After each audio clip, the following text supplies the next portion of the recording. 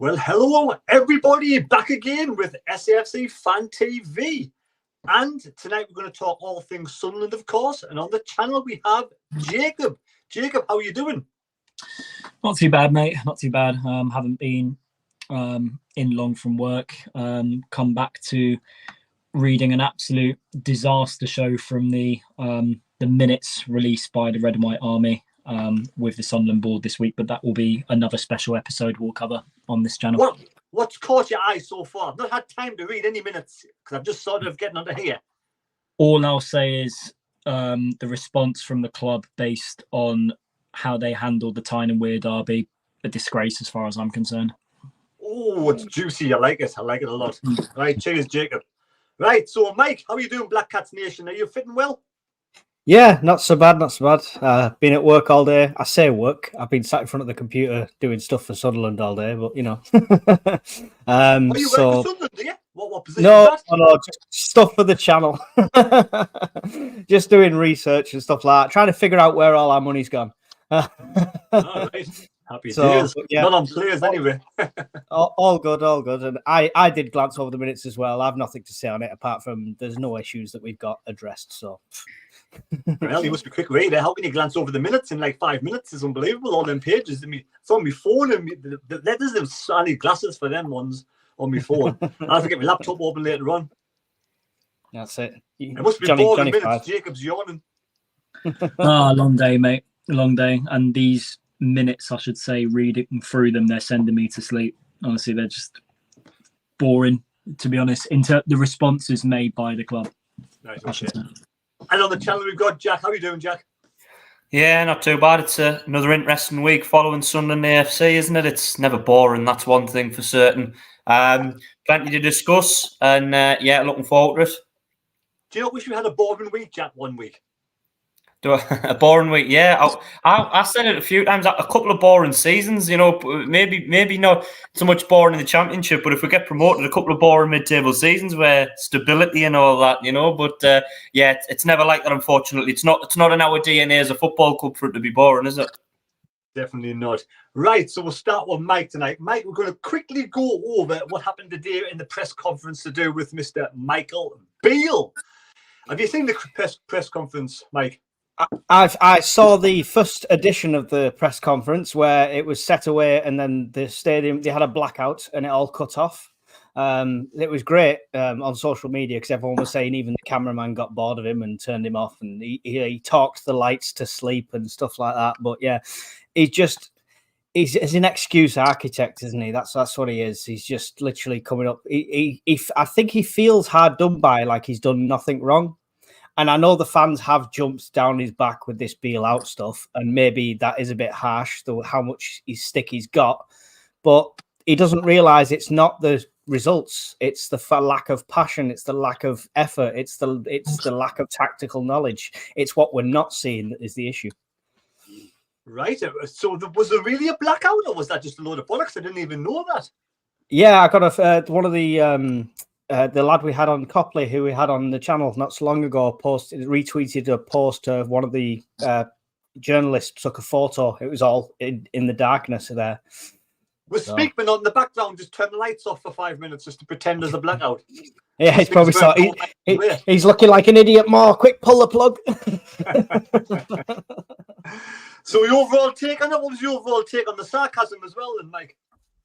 I just think he's a laughing stock. He really is. He literally. You'd think he'd use every opportunity to get fans back on his side, but it just seems like he's pointing fingers, and not at players, but at the crowd for getting on the backs of people. And we're not getting on the backs of players; it's all on him. But it's just, I don't know. I don't know what to make of it. I really don't. He's unprofessional. Certain questions. And just try, like, you know, when Tony Mowbray had the interviews, it was always praising the fans regardless. Yeah, try to like that. Just try to get the fans on his back, off his back, sort of thing. Yeah. He seems to want to criticize, and he just seems to go out of his way just to make things like worse. I just don't understand it. Yeah, maybe all that Tony left in the dressing room was coffee flavored Revels, and he doesn't like him, and he's pissed off at that. That could be the thing, you know. I don't know what's going on with him. It felt like when a manager can't do an interview and it's one of the staff members. It didn't feel like a manager. He commands no presence whatsoever. He just fills you with zero confidence. I try not to fall asleep when watching it is the main takeaway. So I take it your hashtag bail out. Oh yeah, all over the place. Yeah. My Twitter's never been as active. Right, Jack, have you watched the interview today or not? I haven't seen it, but I've read the sound bites, and well, I'm not surprised. To be fair, it just comes across as somebody, and I said it at the time. The appointment is just somebody you couldn't get anybody that's less like a fan base than Michael Beale is like Sunderland supporters. He doesn't talk like we do, and I'm not talking about his accent or anything like that. I'm on about I'm not, but the terminology and the phrases that he uses and the comments that he makes. I mean, to touch on and agree with what Mike says, when you're a manager under pressure, you want to do everything you can to get the fans back on side, or at least give a boring interview and don't make any comments. But it's like he's deliberately trying to wind the fans up even more. Do you know what I mean? I think he's made reference to some outside thing that's creating all the noise. Yes, Michael, it's Sunderland AFC supporters. That's who's making all the noise, because we're the ones that keep turning up home and away in the last 7 or 8 games, and we're realising what you are. You've been worked out, and all of this crap about the outside noise is too much. Sunderland's fan base is like that. We're very passionate. We're either going to be absolutely buzzing with a result, or we're not. We're going to be deflated and depressed about the result. That's the way that we are. We go heart and soul into everything, and it seems like he's really struggling to grasp the fan base and understand who we are and what we are. I mean, the only manager I can think of that sort of was a bit like that was Lee Johnson. I don't even think he was as bad as Michael Beale. I think he did try to make an attempt to engage with the fan base, but I mean, it's a car crash from start to finish, and it's getting worse, not better, and I don't know the way out. I mean, well, I do know the way out, but you know, I'm lost for words. I really am. Nice, Jacob. Your thoughts on the whole situation? Car crash, to be honest, mate. The way how things are going, particularly the comments made on social media this week, everything going on at the club right now is a horror show as far as I'm concerned. The comments made towards the manager, but also I'll admit not only just the manager, but also the way how the club's run as well. But I do agree with Jack. I think the comments that Michael Beale is using in his press conferences at the moment are not helping the situation, what the club's in at this moment in time. To be honest, it's making things a whole lot worse. And yeah, you listen to him back, it's sort of like a coach's mentality, really. He's not a manager, put it that way. You know, he's someone who's basically been brought in to develop players. And to be brutal, if he was to get sacked, let's be honest with ourselves, would he be truly bothered about that? Nah, to be honest. But we don't want that to filter down to the players, because that's what worries me, because the atmosphere could be really, really toxic against Stoke at the weekend, and we can't afford to have that. You know, we want to see a reaction from the players to play for themselves and play for their futures at the club, rather than playing for what this guy Michael Beale wants. Mike? Yeah, I was just going to say, he will be bothered if he gets sacked, because there's no way he's going to land a job at this level again. He's got to start from League Two, or to be honest, I'd put him in charge of 7-year-olds at grassroots. Mike, have you got a comments out there? Not on their thing. I'm got a spare phone with us. That's all. All right, yeah, no problem. Okay, so we'll just go through who's in at the moment, saying hello and good evening. We've got Stephen Clark, DJ Sizzler, David Joplin, Colin Major, Darren Chapman, Tony Crawford, Joe Flatman, David Edwards. Darren Chapman says, do we think we could land Billy Glimmer? Thane says, we can't get a player on loan from League One. We've got no chance of getting any quality in. Darren Chapman says, Billy Glimmer and Danny Ings, please. Yeah, okay. John Ruddock, have you... Billy Gilmore? No. Or Billy Gilmore, yeah. I don't know why I said Glimmer. I don't know what's going on. Sounds like it's John Ruddock or Billy Glimmer. It does, or a stripper. I don't know. Have you read the Red and White Army minutes? What have they asked? Yeah, Darren Chapman says Pritchard's our best player. We'll breeze over Conrad's comment, trying to get Terry to give his opinion on the minutes. Lisa Doc says, we are the outsiders. Philip Clement, Beale is a joker, talks a great game, no substance. Look at what Clement's done since Beale left. We should all chant, we are the outsiders, says Lisa. Darren Chapman, so who would you bring in, manager and striker wise? Pep Guardiola. Would you? Haaland. Who would I bring in? I don't think we'd attract a manager. We ain't going to get it unless they. First. Exactly. Unless we change this model. And do you know what? It's amazing how many like ex-players and stuff like that are coming out and speaking out on this now. And I can't remember off the top of my head who I read, but it was an ex-player I read before that basically turned around and said, if he doesn't drop this model, you know, they've got to drop the pride and drop this model and get somebody with experience in it. It was Phillips who said, you ain't going to challenge unless you've got some experience in this squad. If we stick with this youth model all the way through, we're going to be a mid-level championship club for a long time. How many people are on the channel at the moment, Mike? We've got 171 in, so hopefully we've got 171 likes. I can't see at the moment, but I assume you've all hit like, and if you haven't, why not? Smash the like button. Right, Jack, before we go into the whole match, I want to talk about Pritchard. Speakman apparently has offered him a contract. Does that mean he's dropping his model and he's changing a little bit to offer somebody who's, you know, is on the end of his career almost, the top end of his career, Pritchard, an extension of his contract? Have you heard that so far, Jack, or not? Yeah, I read that. I read that he's had an extension. I don't know if that means he's completely changing the model, to be fair. It might be a slight tweak, but I think he's probably wised up and maybe realised the importance and the influence that Alex Pritchard actually has on the team.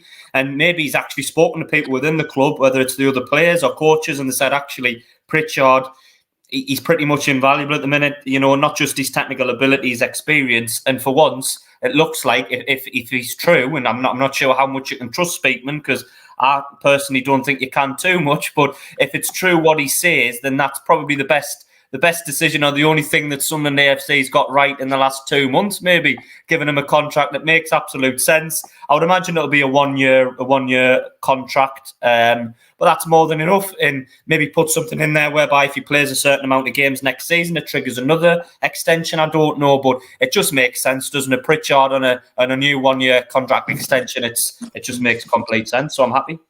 Do you think, Jack, it's fan power? The fans like Pritchard want him to stay. And also, he's thinking it's probably cheaper to keep Pritchard than actually go out and get somebody else. I think the latter's more likely, Terry. I don't think it's fan power. I think we've shown, the board have shown that they're not really too bothered about the fans at the minute. They've not done anything we've suggested, or they've sort of gone against everything that we stand for in the last couple of months. But I think maybe they're looking at it and thinking we could potentially go out and spend some money and get somebody in the transfer market, or we could give a 1 year deal to somebody that we know can do the job. And that will be, you know, settled in already, and it's less of a risk. Do you know what I mean? So I think that's more likely to be that. I mean, we're expecting Pritchard to sign it. He might not. Alex Pritchard might say, no, I don't want to sign it. I'd rather run my contract down and move in the summer, which would be a very poor move for us. But we're just assuming that he'll sign it. He might not. I hope he does, but he might not. Jacob, what's your thoughts on it? Do you think that Speakman and KLD are going to offer Pritchard more money? Debatable. I think the only reason that could be the case is he may potentially be offered the captaincy for next season. That's the only reason I can think of why he would commit himself for a new contract now, to be honest. And obviously he's a fan's favourite right now, Pritchie, but the main reason for him staying is he's just a very, very good footballer for the level we're at right now. Not only the experience side of things, but also it is just overall ability as a creative midfield player. He may want to stay because his family's settled, because he likes playing for Sunderland, because he likes the area. That could be the case, but I back this completely. My theory is that if he gets offered the captaincy, particularly with us being the youngest side in the division, the players from what's going on at the club right now, the young players are responding to him, and the young players that we will bring in after the next generation will also respond to him as well, with him being around the place. I don't know if you've noticed, Mike, but I think Pritchard does a lot more talking to the players on the pitch than Luke O'Nien does. That's just my opinion. He's got a bit more experience, and obviously he's a bit more. He seems to be a little bit more sort of animated this season on the pitch. Yeah, it must have been about 5-6 episodes ago. You could see me saying that he should be captain over 09. And I said that a while ago. He's a leader. He's got better experience. I like 09. So don't get me wrong. It's nothing against him. I just think Pritchard would lead that so much better. And he looks like he's got that passion.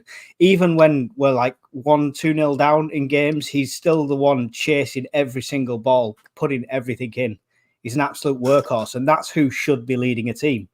And as much as I like 09, the guy leading the team shouldn't be the one that's a liability, pulling on people's shirts in a box in a set piece and jumping on people's backs. As funny as the guy is sometimes, you don't want your captain sent off during a game. Yeah, exactly. Do you think he'll sign a new contract in there, Mike, or he has already signed one, do you think? I hope he does. But I do reckon it's a people pleaser from Speakman. I think it's trying to get fans back on his side. So I think that's the reason. I hope Pritchard, the love he's got for our club, which is obvious, I hope that overrules any bad blood he's got with Speakman and that. So we shall see. But my fingers are crossed for it. What do people on the chat say then, Mike? So John Ruddock says we should get behind the lads at the gate while the game is on and leave it till after the match. I'm curious to what everyone thinks of that, whether you're one of the people booing or it should be left for off the pitch. Paul Howe Lampard says he wants back into management. So there you go. There's an option. John Ruddock also says, Mike, stop talking about the model. There isn't one, which is probably believable. Jason Black, Pritchard offer of contract is possibly just to gain favour with the fans and probably more to do with unable to bring anybody in. That's interesting because we seem to be struggling with signings. Beale mustn't believe his luck getting SAFC job. Zero experience as a player and limited experience as a manager coach. Total joke appointment, says Anth Lee. Mike Cassop, yes, he needs a contract. He's a great player and underrated. Or will Mowbray get his way and will he join Birmingham? A couple more we'll do. Conrad Tank 09 or Ballard for captain, not Pritch. Yeah, I'm not sure I agree with that. I think Pritchard's got the experience over them too. Keith Ashcroft, Beale out. There's nothing till they change the model and spend some money. Right, Jack, what's going on with this transfer window? Nobody's coming as such. We've had Diamond go on loan. Allegedly, I've heard Benetti is off on loan somewhere in Greece. So we're a couple of more players short. Are we going to actually spend some money? Why are we not? It's getting desperate, isn't it? We're getting towards the end of the window now. I thought we might have had one in this week. It looked like we were nearing the lad from Barnsley, Styles. I think that for me, though, the fact we're going in on loan for a League One player, that's worrying for me. I mean, we're in the Championship. No disrespect to Barnsley, but we're a bigger club than them. We'll be able to offer bigger wages, higher level of football. If we wanted to get that player, I'm pretty sure we could go and sign him permanently. So the fact we're getting him on loan indicates that we're reluctant to spend money, but take a chance. I think a lot's been made of this board sometimes, and people are saying they're not spending money, and they're not. I completely agree, but sometimes you need to speculate to accumulate, don't you? You want to strengthen your team. You want to take a chance, sign somebody. Yes, it might not work out, but the recruitment when they have took a chance has actually been pretty good over the last few years. But it seems like now we're sort of doubling down and not wanting to sign anybody. I mean, there's still no striker, which is crazy considering we need one for 2 years. Still no holding midfield player. I don't know if Styles is that. I think he's more of an attacking midfielder, sort of central attacking midfielder, even if he does come in. So the two key positions, we're leaving it really, really late yet again. It's worrying. I mean, I know everything tends to happen in the next few days, which I'm hopeful, last sort of week, which we're in now. But we're not leaving ourselves a lot of time. In terms of outgoings, I can see the ones going that you mentioned. Obviously, Diamond's already gone on loan. Bennett probably he's not getting the football. So, in terms of incomings, it's a little bit concerning that we haven't had more movement. Do you think they're just content, Jack, to sit in the Championship for a few more seasons and not even risk trying to get in the Premier League? I mean, I thought we paid about 9 million on wages, but the income from season card holders and everything else is over 14 million. So Are we really that much in debt still?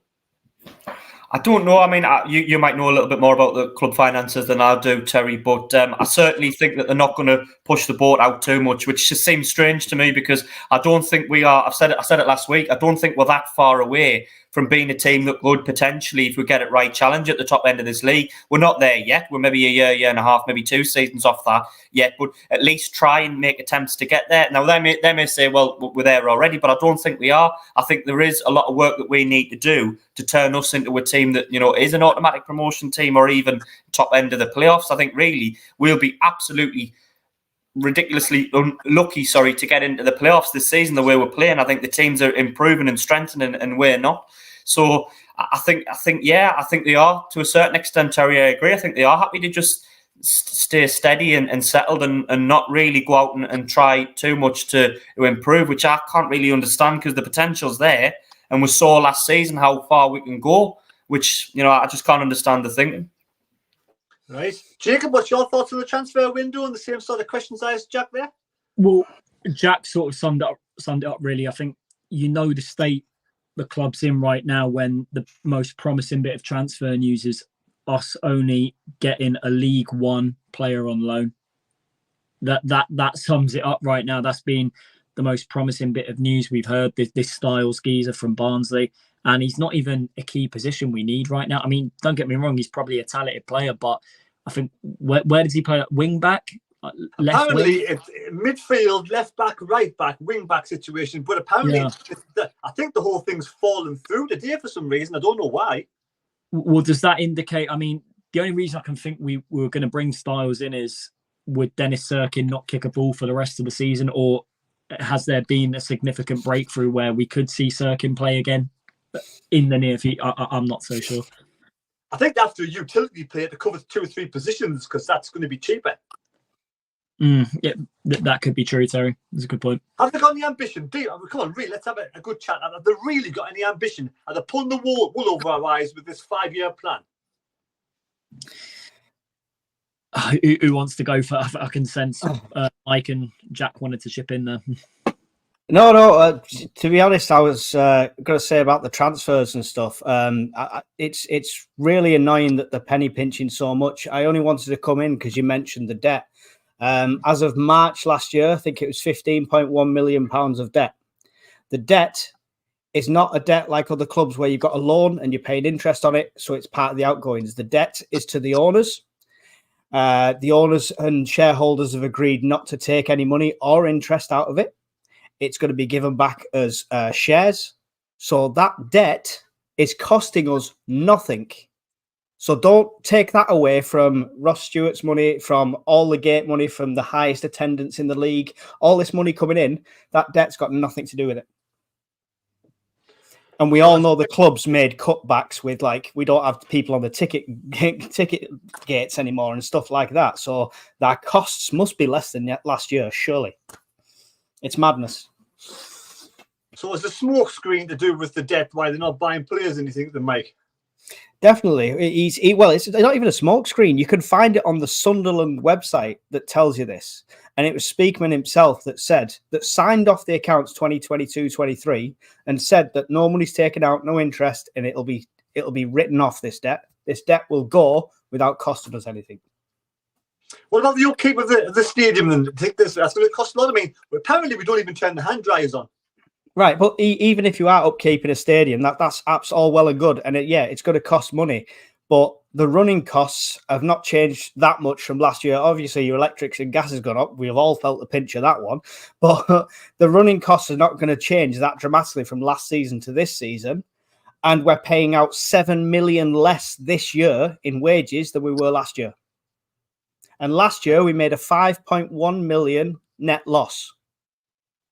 So is that a $2 million net profit? I don't know. What's going on? That's not including players sold. That's not including anything like that. And less attendance last year to throw on top of that.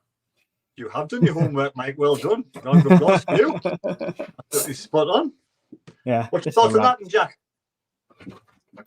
I thought I was listening to the Martin Lewis Money Show there for a second. No, I think I mean, I can understand that they're trying to make the club as efficient as they can, and I get that. You know, Sunderland were hemorrhaging money for a while. We were badly run under Ellis Shaw, but wasn't much better under Stuart Donald on a lesser scale. So I can understand them wanting to come in and sort of make the club more efficient, and I get that. But I think sometimes you can only go so far with that. I think that there has to be some level of investment now, and they'll come out and say there has been, but there hasn't quite been enough. And this is where it comes back to not understanding the fan base. At another club, you might get away where the fan base isn't as big and isn't as passionate and as sort of involved with a football club. Do you know what I mean? That you know, you might get away with that, but running Sunderland the way that you are, we're a fan base that we love the club, and we want to see it, you know, being developed and things like that. So I think it comes back to my point earlier in the show. I don't think that the ownership or that the manager at the minute is in line with the fans. And I think in terms of finances, Mike touched on it. I can't see us being that much in debt. You know, I really, you know, as he touched on, the debt's to the owners. So this, you know, it's not like we're paying loans out and, you know, that's affecting our finances for the next few years. So I think it's all about ambition, and I don't think they're showing enough at the minute. I don't think there's enough sort of drive towards our goal. I think it's just, we'll get there when we get there. And sometimes you have to make things happen rather than wait for things happening. Yeah, I don't understand all this debt owed to the owners and all this bollocks. For me, you buy something, you invest in something, you spend your money. You know you're going to spend your money. If you're a billionaire, you got £1 billion or whatever it is. You know you're going to spend some money. It's more like for an interest or a hobby or passion about something, not about making money. That's sort of, I agree, because I mean, people say, KLD's in it to make money, but he's already got money. Do you know what I mean? It's not like he's somebody lower level in terms of Stuart Donald, who's maybe not quite as wealthy and can see the opportunity, the pound sign. The Dreyfus family, they are already a rich family. So if he's not going to invest to develop the club, it does make you wonder, well, what's he in it for? What is his point in this whole project? Because if he's not making money, and he doesn't really need that much money, and he's not going to pump money into the club to see it progress and develop them, why are you here? Do you know what I mean? It's a bit of and this is where the lack of clarity is at the minute. You know, nobody understands what's happening, and this is part of the fans' frustration. Do you know what I mean? It's like we need answers, and we're not really getting them. Mike, when we go up to the Premier League, I've read when we go up to the Premier League, I won't say if, when we go up to the Premier League, KLD will be the 17th richest owner in the Premier League. So if he's going to be the 17th richest owner in the Premier League, surely we're the richest owner in this league. It's madness. He's got deep pockets, but I think the frigging sewn shut. We'll go to the comments if you're all right for a minute. Yeah, so I don't lose track there. Keith Ashcroft says, "Beal out, nothing to do to change the model, and spend some money." Emma Hansen said, "1,000,000% agree with Mike. It's a people pleaser." DJ Sizzler Watson says, "Pritchard staying because he loves Terry's videos from the Northeast." William Core has become a new member of the channel, so thank you, William. That's much appreciated.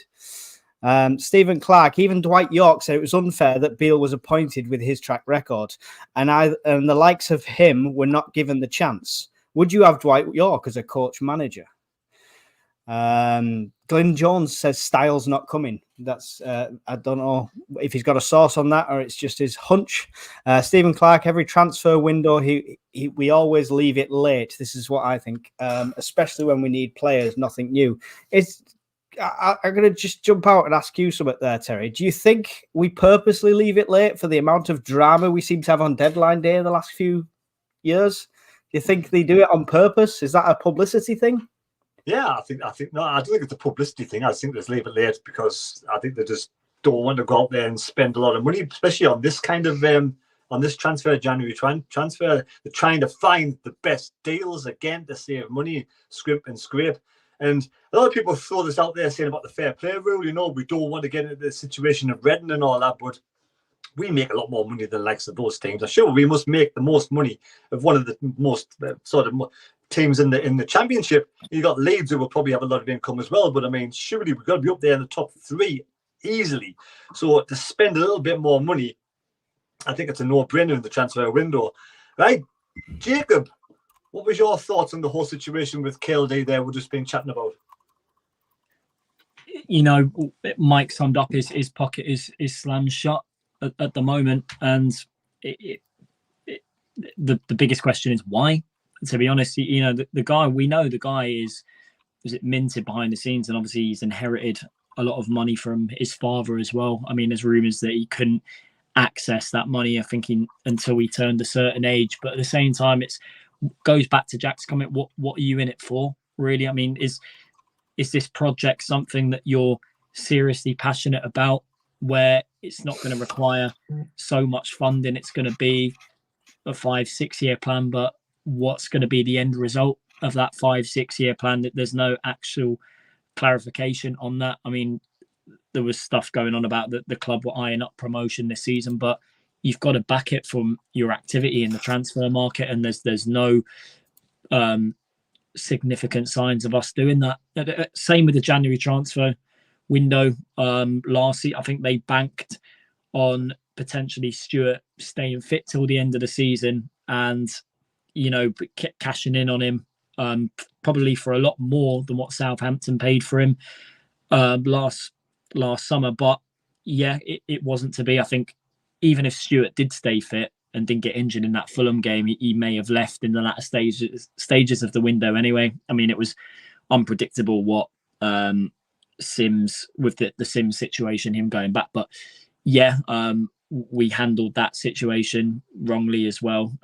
Gelhardt wasn't a forward, even though I thought he done quite well towards the end. But I don't trust the boards to correct their bad mistakes in this window as well either. And yeah, we're seeing no signs of any improvement on the team, which is so frustrating to see, unless they're waiting for some SAFC Fan TV cameras to turn up on deadline day. Maybe they're saving it for that. Just quickly with Mike, and then we'll move on, because I could talk about this all day long. There's so much to talk about. Right. But they said when we sold Stewart, Lahaji and Gooch, some of that money will be reinvested. Do you know the figures, exactly how much money we had off those three sales? I don't, off them three. But based... Lahaji was 4 million. Yeah, it's all rumours. Eight for Ross Stewart. Yeah, so Ross Stewart, it was Win Euros, I saw it, but it was about 9.2 million. The investment we've county, don't we? Yeah, but the investment we've made in the players that have come in is less than what we got for Stewart alone. We are 400k profit just based on Stewart versus what we brought in. We're in 400k profit, so that's not including money for Gooch, Lahaji, and stuff like that. So what we've made on that is all gravy, but obviously gravy that's fell down the sink. So, in regards to income, I geek out a little bit more. I worked out 12.18 million is what we'll make in gate receipts this year, just so you know, as opposed to 6 million last year. Right, Jack? I think not just gate receipts though as well. I think we should be looking to get more commercial money at the club. I mean, you know, just things like, you know, sponsorship, and I mean stadium naming rights. Could we sell it and call it the something Stadium of Light just to bring more money in? You know, just things like that. You know what I mean? Not that we need money to be brought in, but any avenue we can go down. You know, but the issue would probably then be, oh well, yeah, we're making more money, but it probably wouldn't still go out. So. The issue isn't finance for me. It's the direction that the club wants to go down, and I think it's more. Yeah, we'll take our time, and promotion will happen when it happens. Well, you have to go and make it happen. Do you know what I mean? Otherwise, you'll get left behind in this league. Jacob, the only small hit, based on what Jack's saying, the only small hint we've got on changes in terms of financial investment, haven't we signed? I mean, I'm not sure if there's any clarity on this officially. Haven't we signed a new kit deal with Hummel for next season? I've heard that. I don't. That's the rumor, but I don't know if that's concrete or anything. There's been a few lot of kits going around, isn't there? Yeah. They asked him about it in their minutes, but he said he refuses to confirm. The only thing he can confirm is they're not getting them from Sports Direct. Was the answer we got. Fair enough. Right, Mike. Do you want to pop back to the chat again before we move on to the whole match? Yep. I've just started a few. Sorry, guys. There's 252 of you in here, so there's no way I can read everyone's comments. So I'm trying to pick out, you know, the members and the people that have made something interesting. But we've got our very own Wayne's in the chat. He's Only Fools and SAFC said apparently a 3 million option to buy the after the end of the loan deal for Benetti. Looks like he could be gone for good. Conrad says Elise, Sirkin and Huggins are all made of glass. Darren Chapman says, let's be honest, we're nowhere near Premiership ready, but we will still need to play exciting football. It's no secret we need a striker or two because what we have is useless. Sorry. Marco Del Guidice, I hope I'm saying that right. Anyway, Marco says, if I have to sit through a second half like I did versus Hull, I think I'll implode. Hashtag Beale out for me. Jason Black says, if you have a choice of sacking Beale or bringing in a striker and only could do one, what would it be? It's a game of would you rather now. John Ruddock says, Terry has got a lot sorry, I'm over talking. This lot has got a shock when Neil won the playoffs for us and got us promoted. Speakman has already mentioned in an interview today that finances are not the problem and that we've got bids in for 4 players. It's timing. That's from SJ. That's interesting. Well, that could be what kind of bids we're putting in, because I think we put low ball offers in. I thought we were going to tell us to piss off, aren't they? Let's face it. Right, Mike, we're going to the whole match. Jack, we're going to the whole match. I take it you were there, Jack? I was, yeah. Are you going to ask a question, or do you want me to just give me thoughts already? Or basically, you take on the full game to do right. Basically, we're sort of heavy on one side, left-hand side. We had Pritchard on the right. Pritchard always drifted to the middle, which made Job ineffective. It was off his game. And then we just had nothing on the right for the first half. And they had 5 yellow cards in the first half. Now, for me, it's not rocket science to change it at half-time, to balance the side out at half-time, and just really go for the jugular. And one of those players would have gotten sent off. I just don't understand Bale's tactics. Can you enlighten me? Well, I just think generically speaking, he's made us quite boring, hasn't he? Do you know what I mean? I noticed that the first couple of games when he took over, I thought we're not creating as much, and I think it comes down to the fact that we're not getting our creative players on the ball enough. There's nobody sort of finding the runners, and it's all very safe. It's all nice, and yeah, we keep the ball, but there's no real tempo to the play. It's quite boring to watch. And I noticed that, and I thought, okay, when Mowbray had us playing quite attacking, creative football, but we're quite open at the back. Maybe he's going to try and tighten us up a little bit at the back, but we're not tight at the back, are we? We're conceding sloppy goals. I mean, the 3 Newcastle goals were all sloppy.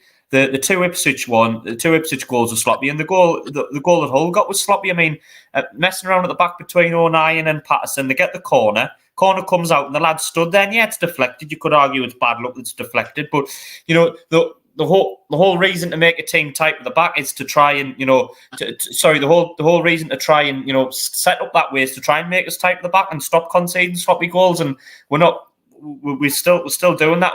And going forward, I've never put a Sunderland team be so boring going forward. I mean, even when we were poor, we would have a bit of a go. There's no passion there. There's no creativity. It's no coincidence that in the 4 home games he's taken charge. I mean, we haven't scored in 3 of them.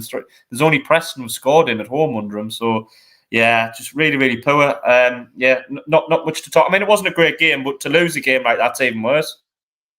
Right, Jacob, your take on the game? Dull as dishwater, to be honest, in terms of the way we set up, the way we played. And like Jack said, on a tactical point, it was boring, to be honest, just possession, but no real cutting edge in the fight. And you mentioned it, Terry, that they had 5 yellow cards, Hull, in the first half, 5 yellow cards. Did we do enough, particularly in the second half, to take the game to them? No. And the thing is with Beale also, what's for sure, we don't play with any width.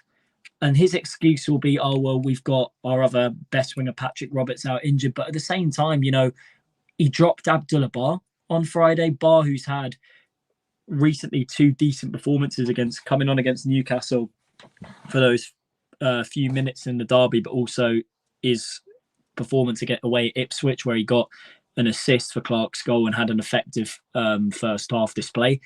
And he gets dropped to the bench, and I'm thinking, what are you doing? And he did the same with Rushin for the Ipswich game as well. Certain players, he's just sapping the confidence out of them, and they're young, developing players as well. And it just clearly shows that he hasn't got the right mentality and the right managerial now. So, well, he's not a manager; he's a coach for starters, to handle young players mentally. Is he tactically inept? I'd look at Michael. That's in there. Because in the first half, you could see we were overloaded in the middle, and they were sort of getting each other's way. And 3 players were marking Jack Clark on the left-hand side, and we had all of the right-hand side, nobody there. It was so simple to put right. You know what summed it up? There was moments where we caught Hull on the break in that first 45 minutes, and our only striker on the pitch, we didn't want to give the ball to him. And Rushin's main attribute, I would say, whenever we've watched him play, is making runs in behind. You know, was it running into space and using his space to effect? And yeah, with the only striker on the pitch, we didn't want to put those through balls to. I felt sorry for him, to be honest. And people would say, "Oh well, he just looked like a lost kid in a shopping centre playing up front." But at the same time, you know, we never really gave him the opportunity. The only real spark in BEALE's argument would be, you know, we've only got one threat on the left, but that's Jack Clark. But even I thought he was poor, to be honest. Like, you know, Hull's right back had a very good game against him. I mean, I'm not sure whether they switched sides as the game went on and their left back went to right back second half. But yeah, Clark never got a sniff. The only real creative outlet on the pitch we had was Pritchard. And yeah, Hull, they were set up, they were organised. As the game got stretched, it reminded me of the Cardiff game at home earlier in the season. You knew what was going to happen, and it was going to be from a set piece that won the opposition the game, even though I thought it was a foul by Billy Sharp on Patterson. But at the same time, we could have cleared that, man. You know, defensively, I would say we're all over the place at the minute, you know, conceding sloppy goals like that. And it wouldn't surprise me if he goes to a back 3 against Stoke at the weekend, find a way to potentially even put Triantis in there as well, because we're conceding stupid goals like that are costing us game. Mike, whole match. You think he's tactically inept? I know you're a massive fan of his substitutions, but when Tony Mowbray was here, Bar was the weakest link. And now, with that boring at the moment, we want Bar to come on the pitch. What's happened? Well, I think he's had a turn of form. I mean, when he came on for the last 5 minutes on the game we don't talk about, he did really well. And then on the next game, he played really well up until he got subbed off. He was like one of the best players on the pitch at the time. It's madness. Do you know what? He almost filled me with a bit of confidence in the whole game because he made a sub before the 80th minute. But then he made the wrong sub. He was getting him warmed up. He was getting Semedo warmed up. And he was ready to come on. And then they scored. And at that point, he should have looked and thought, right, well, Ekwar's non-existent. Job is non-existent in this first half completely. One of them come off, 2 up front. Let's try and get something back. But he didn't change anything. He didn't change his mind. He didn't have a word in the striker's ear. He's just sat back and let it happen. And he'd swapped the strikers out. And then regards like what's going on in the training ground, everyone's saying, oh, but he's a coach. He's not a manager. He's a coach. Well, what's he doing coaching? Hull set up for a set piece and it looked like something from the training ground, something they worked on. Every time we go for a set piece, and I think we had like 12 or 13 of them, we look like an amateur football team. We look like we're just all going to pull each other's shirts and stagger around and hope it lands at our feet. There is nothing. There's no routine set up or anything. And that can be said the same about the defence. I know the defence has got to adapt, but it just looks shoddy. Set pieces, we could have been a 5-1 win if we could monopolise set pieces. Jacob?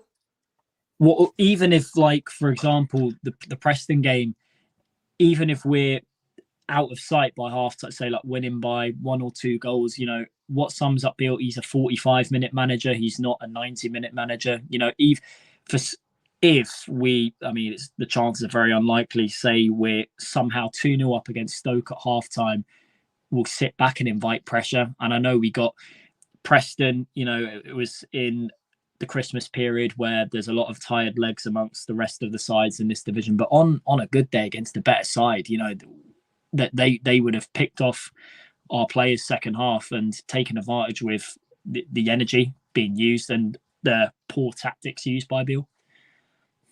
Mike, back to chat.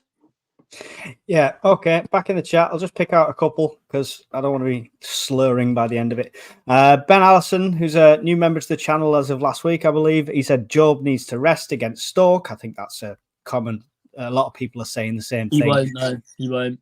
Yeah, Emma said, as I said on Monday night, I asked where Job was for the second half. That's how much I saw him. David Humphrey said, if all the fans think Job needs a rest, but the club keep playing him over and over at every 90 minutes, then what's going on? You can't say they're putting him in the shop window. Jason Black said, it's interesting that Speakman says finance isn't the problem, it's about timing. If that's the case, then why did Beale suggest that the club are struggling to bring in players with the current budget? Emma says, don't forget Mikey took his hands out of his pockets. He did. I forgot to mention that. He did take his hands out of his pockets during the whole game more than once. So that was another improvement, you know, bit of passion there. Conrad Tank says, by the way, a bit off topic. What has happened to the... yeah, he's gone. I should read before I read. Lowry 87, well, overreacting on three of the off the top six. We're three off the top six. You're from 15th, 18th, and yeah, come on, could end up 5th in 2 weeks. I'm sorry, I'm struggling to read with people's don't put grammar in. David Humphrey, I don't like him very much, but he has brought a few good players. I don't think he's that stupid though. Mixed feelings on Speakman by the looks of it throughout the chat. Right, so don't forget, if you're enjoying the live stream, if you're new to the channel, please subscribe to the channel. It's free to do so. And also give us the thumbs up. Give us the thumbs up. Jack, let's talk about the Stoke match.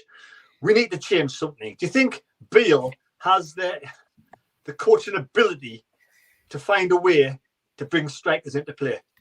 Not really. I mean, huge doubts from him. I think he knows how to probably do the basics and maybe make us, stable and not vulnerable to the counter-attack. But really, I think he's playing with a handbrake on a little bit. I've noticed a few times when we're trying to play football, we're not getting our attacking players on the ball. Even when we counter-attack, we're so slow. Now, under Mowbray, our counter-attack used to be quick. It was measured. We would get the ball out in the right areas. And now it's really slow. The only once we did it, under Beale so far was Preston. We actually did score, but other than that, there's been nothing. So I don't know. I really don't know what his style is. I can't see. I mean, you could see straight away there was a style earlier in the season. Now you're sort of scratching your head as if to say, like, well, what is Beale's style? What is his imprint? And I always think a team's a reflection of the manager, and he's boring and dour and doesn't get the fan base, and that's how our team are at the minute. You know what I mean? It's a slow style of football, and there's no interest, no enjoyment really. But what would I do with a team? I don't know. I think probably Bellingham could do with the rest. Definitely start Pritchard. I would potentially start Barr as well if there's a way we can work out getting Barr in. Maybe play Barr on the right and Pritchard behind the striker, along behind Rushin. Because I think he has shown in spells that he is one of the only ones that's been a bit creative and a bit attacking under Beale. So yeah, I think definitely 2 or 3 changes to be made. He's got to do something, Jack, hasn't he? Let's face it. I mean, if we go up against Stoke and just do exactly the same as we did against Hull, then we know there's nothing in the locker at all. So for me, he's got to change something, Jack. Yeah, I agree. I've seen 1 or 2, and I wouldn't ever subscribe to this viewpoint, but I've seen 1 or 2, sort of hoping that we get beaten. It's the last thrones of him, and he gets gone on Monday morning. It's an interesting thing because maybe something to put in the chat. If you could guarantee Michael Beale going on Monday morning, would you be happy for Sunderland to lose? I mean, I would never want us to lose a game, but with a long-term goal of getting them out, I can see why some people are saying that, but. It's just we're all a bit deflated, aren't we? And it's not so much the results; it's the performances. I think we've only really played well in spells in 1 game out of the 7 that we've played under Beale. I mean, we beat Hull, but we didn't play well. It was a scrappy win. We beat Preston and played well in spells, but other than that, we haven't played well at all in the 7 games. And it's just like everything's been deflated and the life's been sucked out of us. Yeah, I was just thinking that, Jacob, we were one of the most exciting teams to watch in the Championship. Scored loads of goals. What's happened, and what can Beale do to change it on Saturday? Do something tactically, make changes that changes that the fans see that are needed to be made. I should say, drop Job, give him a rest. We're not saying he's a bad footballer. We're just saying he's burnt out. He's tired. He's completely spent right now, and this is his first season playing on a consistent basis. Having a key role in a side, and the way how the midfield set up, that's not working at the minute. You could point your finger at speaking for this. We need another sitting midfielder. He's relying on Ekwa to do that role. That's not working. But what I was going to ask, our striker situation is like being a game of musical chairs this season. 1 week it's Mienda, 1 week it's Rushin. But I was going to mention Hamir. Was it Semedo? He came on against Hull. Do you? And I actually thought for that spell he'd done okay. Do you see him getting a shout on Saturday? Michael's agreeing. Possibly could start him and drop Rushin again, but at the end of the day, we could go around in circles. We've got to how do you get them both on the pitch though? That's the trouble. People are saying to go 2 up front, do we go flat 4-4-2? Would that not make us even weaker in the middle? The counter attack, I don't know. Maybe 3-5-2? Maybe go as Dodds did against, was it Leeds and West Brom? I think, definitely Leeds. Yeah. 3 centre backs and the 2 wing backs, and then 3 and then 2 up front. I don't know, but just look to try and change something. Is there anybody you would start like, Jacob? It would not surprise me at all if he brings in Semedo for Rushin. It really wouldn't. But he'll do something baffling where he'll drop a player who's high on confidence at the minute for someone else. I do feel a tad harsh for Bar. I think he may look to put him back in the starting 11, but let's also talk about our fullback situation. I don't know what the update is on Elise, whether he's going to remain out for this weekend as well. Could he potentially look at bringing Pembele in? I think he's out for 4 weeks, to be fair. I think Elise. But Mike, do you think against Hull in the first half, they didn't create anything for the majority of the game? We ran the show. They got 5 yellow cards. We only needed to make 1 or 2 little minor adjustments to get the game sorted for me to win. And Beale said today in his interview that he wants them to be faster in the final third. That's what he wants them to be. Now, I thought we did everything but in the final third against Hull. If we balance the side out, that gives more space to Jack Clark. And if Pritchard drives through the middle more and tries to, bring in Rushin into play, surely there's not much really we can change in the team. Yeah, I think the putting a strike partnership has got to be the way forward. I don't think there's much else you can change. And to be honest, the formation I would go for is exactly what Jack said, would be 3-5-2. It worked against teams like Leeds who expected to kind of be battered off. So it can work if we've got the players for it. And who's your 5? Who's your 5? Rushin, who's my 5 at the back? Yeah. Selt, Ballard, and probably Zone 9 purely because he's playing there all the time. I know he shouldn't be there. And then on new wings, I don't know who's fit, but it'll probably be Pembele. Is Hume still? Is Hume in? Yeah, Hume and Pembele on the wings, pretty much. So, but my main goal would be to get Rushin looks really good running off the ball, and Semedo looks great in the air. Pritchard's delivering balls. He can get that up onto that head. And all we need is somebody to head that down to him. They look like they would make the perfect strike partnership the way they're both playing at the moment. Yet, why aren't we trying it? Jacob?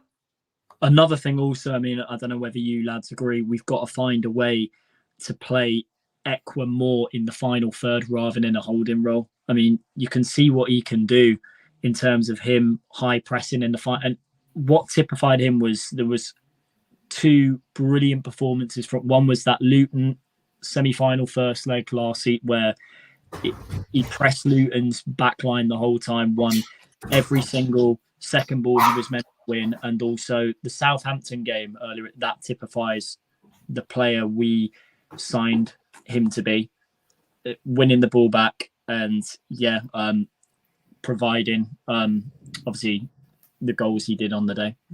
Jack?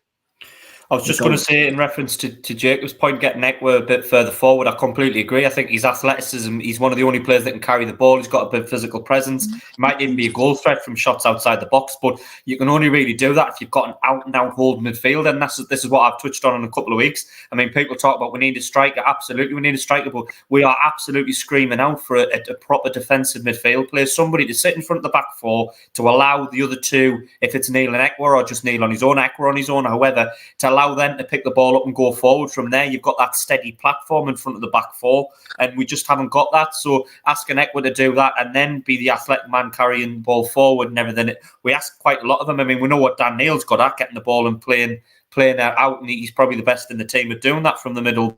I sometimes think we ask a lot from Ekwah. We almost ask him to play two roles, be holding and try and bring the ball forward and be athletic, and it's difficult. It's really difficult for him. I heard also that, Mike, that Jamie Teddy might be going out and loan to Blackpool. What's your thoughts on letting him go out as well? I mean, they probably know something we don't know if he's not up to scratch because he's been out of for so long. I don't know. Personally, I thought he was great. I think he was a good player. I think he should be given a chance. So all I can think of is that on the training ground, he's not up to scratch since he's come back, and that's their thinking behind it. So I kind of like to trust our coaching staff on stuff like that. How many likes we got, Mike? And one last go in the chat. I don't know how many likes we've got. We've got 257 people though watching, so I assume we've got at least 257 likes, and if not, 114. 114. That's awesome. Excellent. Past our 100 goal, so clearly our goal should now be 200. So get clicking quick. Jim Buck in the chat. Players overnight. The squad needs freshening up. BEALE is tactically inept, but KLD and Speakman must take responsibility. Lindsay Softly said he doesn't have any coaching ability to be a PE teacher. Conrad Tank says, please say that Roberts is back on Saturday. I don't think he is. I think I read that he's out for at least the next 2 games. David Humphrey, what I don't understand is if BEALE likes clean sheets, why isn't he playing Selt at centre-back and 09 at defensive midfield? Darren Chapman says Shankland from Hearts would be ideal. He's banging the men. Trust me, I'm up in Scotland. I looked at that Shankland. He does look really good, to be fair. I'm surprised we've not had more than just a rumour on that one. Stephen Clark said, I think Pritch would give Roosen a supply with Clark and Barr on the wings. Just a couple more. Said it once, say it again. Go and get Matty Godden from Coventry, good striker, and would be available. Beanburger Man said, watching Sunderland play is just like watching BEALE's press conferences. Boring, lack of character, and a lot of sidestepping with no purpose. David Humphrey says, Pembele looks really good, but lacking matches. Have no idea why he's not getting any more minutes, especially with the fullback situation. Ben Allison says, what is everyone's score prediction for Saturday? I'm sure we'll get to that, Ben. Conrad says Mike Bassett 4-4-2 is the way forward, and James says Ian Beale, he's got nothing left. Jack, what's your thoughts on Mike's Semedo and Rushin, and then a score prediction, please? I'm not too sure. I can see where you're coming from, but I think if we are playing straight at the back with the wing backs, I don't know how you're going to fit sort of the 2 strikers in if it's Semedo and Rushin and Clark, and then is Clark going to be the fullback? I don't know. I'm not sure. I get the thinking behind it, but I'm not too sure how we would work that to get them all in the team, to be fair, and Clark's undroppable. So I like the thinking, but I think it needs a little bit of tweaking and maybe a little bit of work. In terms of the score prediction, nobody's looking forward to Sunderland games at the minute, either. We're all sort of coming to the ground thinking, I will go again type thing. There's no enthusiasm. I hate to say it, but I think if Stoke get an early goal, the situation could really turn. It could turn nasty and turn toxic. We've all seen the stadium like that before. I think it'll be more of the same last week. I think we'll huff and puff and it'll be scrappy, but I can see Stoke edging out a 1-0 win and then the boos coming at full time. I hope I'm wrong, but I think it'll be 1-0 Stoke. Jacob, you want to be in? In terms of predictions, I'll start with that first. I think the way how the game will pan out, I think they'll score a sloppy goal first, but I think we'll probably just scrape a draw from like a late penalty from Clark. That's how I see it will go. I think it won't be as bad as last week, but yeah, I just don't see, in terms of the way we're playing right now, how we're going to break a Stoke team down. I mean, I really shouldn't be saying that considering where Stoke are in the league compared to us. But to be honest, let's be true to ourselves. We are in a false position right now. You know, we're lucky to be where we are. To be honest, without Jack Clark, we'd be right in the midst of the bottom half of the league. I forgot what I was going to say after that, to be fair. So come back to me, Terry. No, but Mike, score prediction. And do you think there's things out on social media just recently over the last couple of hours saying that we've approached Ahmad again? Yeah, I've just been reading that. It's Speakman that's come out that said that he's still in talks with Ahmad and Manchester United and the coaching staff. And I mean, that can only be good things. I don't think we're the blocker on Ahmad. I really don't. I think it's United deciding and ahhing whether to let him go. Hopefully that's going to be a deadline day. Somebody see him through a car window, Jobby, maybe. Score predictions. I always predict a win, but I'm going to say a draw. And I'm going to say 2-2, which might seem high scoring, but our defence is a shambles on set pieces. But my prediction will change according to what Beale puts out, because for all we know, he could play Anthony Patterson up front and Pritchard in goal, all 5 foot of him. You know, we've no idea what Beale's going to come up with. But at the moment, I'm going to go 2-2. And the only scorer I'm going to predict is Gooch. Right, 1-1 for Jacob, 2-2. What was Jack's again? 1-0 Stoke, I think, unfortunately. I tell you what, fucking, I'm going to go 3-1 to Sunderland. Don't know how. I don't know. I cannot predict a draw or a defeat. I've got to go with my heart and say 3-1 to Sunderland. Somehow Jack Clark gets a hat-trick and Gooch scores another goal. So there we go. All Sunderland players score with X. Oh, what's that? I thought there was a fire alarm going off there. Right, so that is the end of the live stream. I'll say a big thank you to everybody on the chat. Absolutely fantastic. And thank you for all the likes. And if you're new to the channel, thanks for subscribing. And also, I want to say big thanks to Mike. Mike, have you enjoyed the stream? Yep, it's been excellent. With 250 people in and the amount of chaos that's going on in Sunderland, we could technically do this stream for 4 hours, but the rest of us have lives, and that beeping wasn't a fire alarm. It was a baby bottle prep machine, just so you know. Also mention to the people in, 257 in there. We've also got membership on the channel. If you want to become a member, there's an exclusive members areas. It unlocks loads of little weird, cool little things. But yeah, check that out as well. Mike, when you run next to talk about the minutes? No idea. I'll have to speak to the powers that be and see when everyone's available, because nobody just wants me talking about the minutes. That'll probably be within the next week. So there we go. Definitely within the next week. Jacob, do you want your final say and say goodbye? As I always say, guys, keep the faith, sun until we die. If you are going on Saturday, forget what Beale's doing. Just show all your praise, your love and support to the players on the pitch. Champion. Jack, one last thing.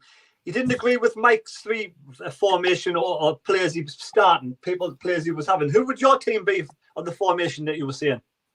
I don't know. I think at the minute we're probably best off going the 4 at the back, 2 in the middle, 4-2-3-1 if you like it. I would still try and get Pritchard in behind the striker, probably Rushin up front. Or actually, no, maybe try Semedo. Maybe try Semedo up front in the striker position, and Bar on the right would be what I would do. It's a little bit harsh on Rushin because I don't think he's done a lot wrong, but I think maybe just see what Semedo will be like up front on his own, and then after an hour, if it's no good, bring Rushin off the bench. Neil and Ekwo Holden, and then the usual 4 at the back. Potentially look at maybe getting Sealt involved as well in the next week or 2. He may be an asset we can utilise if needed, because I'd like to see a little bit more from him. Champion, do you want to say goodbye to everybody as well? Yeah, hopefully I'm wrong and we don't lose on Saturday. Hopefully, everybody else is right and we get at least a draw or a good win.